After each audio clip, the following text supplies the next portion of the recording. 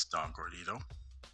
So I'm just here with a quick reply because I would rather have like a discussion about this, and we kind of did on Reg's panel, but I would like to actually have like a discussion with this with G. Lowry one day if we could. But this is basically um, about a video that he did titled "Young People Watching Black Manosphere Content," and in the comment section, I wrote, "You have this one wrong. These young brothers coming up have seen what their fathers, older brothers, uncles, cousins, etc. had gone through. They witnessed the abuse by the hands of their mothers, sisters, aunts, etc. Right?" So then he made a video um, replying to my comment saying that we're continually blaming black women, right, for our issues. Well, yeah. I mean, the blame goes on both sides because, as someone who was raised by a single mom, I remember, I was growing up in the 80s and 90s. I remember going hard on my dad. Like I said on Reg's panel, I think it was this past Friday, we almost went to blows a couple of times, right? But there was never a time where they said, oh, well, just get over it. Get over the fact that your father didn't take care of you. Be a man or whatever, whatever they say now. But it's just so funny, like with the women, they tell you to, get your game up, get over it, man up, right? Thing is, when you're raised by somebody and you look at them as a hero, you look at them as your shining star, right? And as you get older, you realize, like, oh my God, this person who I held up such a high esteem for basically made a lot of mistakes. Basically, lied to me. So yeah, you're gonna be angry. You're gonna be frustrated. You're gonna be hurt. And coming on YouTube, watching this manosphere content,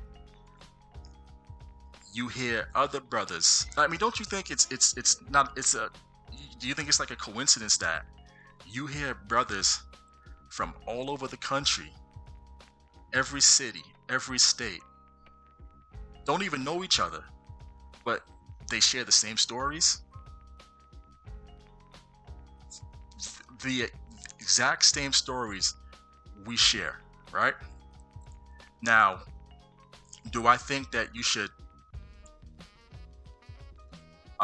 bash black women all day, for the rest of your life? No, I don't think you should. I think you should eventually, vent. But then after you vent, you have to learn how to heal. And a lot of us didn't know how to heal, right? A lot of us weren't taught how to heal. Because again, we grew up, hold on, let me, oops, my bad. I'm still kind of new to this. All right, yeah, so we grew up, man, seeing how our moms did things. Our moms complained, argued, screamed, yelled, scratched, clawed until they got their way.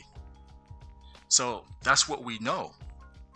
So it takes time for us to rewire our brains and to realize that's not the way you go living life, especially being a man. That's not the way you do things. But like I said, it takes time. It's not going to happen overnight. And like, I'll give you me an example. And I don't mean to be all over the place, but it's just like a freestyle type of video. I just decided to reply to you. Me, I had to go through therapy. I had to go through years and years and years of therapy. Not only just because of my mom, which I still do love my mom, but I was in a marriage that didn't work out as well. So I had to go through years upon years upon years of therapy to finally learn how to heal myself and to learn how to forgive and to learn how to move on. And I'm hoping that if brothers like me come out and speak on this more, that you'll have other brothers who are going through the same thing, excuse me, willing to, I mean, other brothers who are going through the same thing will be willing to, go to therapy or try to find different ways to heal instead of just, quote unquote, bashing black women all day on social media. But it's not like, I came over, well, we come over here and we hear this Black Manosphere content, and it kind of like manipulates us into thinking that these women are the way they are. No, again, like I told you, we grew up seeing this. When I grew up, the majority, I'll say 90% of the people I grew up with, more than actually 95%, grew up in single mother households. So we grew up seeing this. We grew up seeing, some of the fathers that did try to be in the child's life, they would literally be chased out of the house. This one, I had this one story with this father, man. He tried to go and get his son, and the mom, she chased him out the house with a knife. Not only did she chase him out the house with a knife, she called the cops on him. But all he wanted was his son. This is what we grew up seeing. And then, we hear how bad our fathers are, how much are they, they're villains.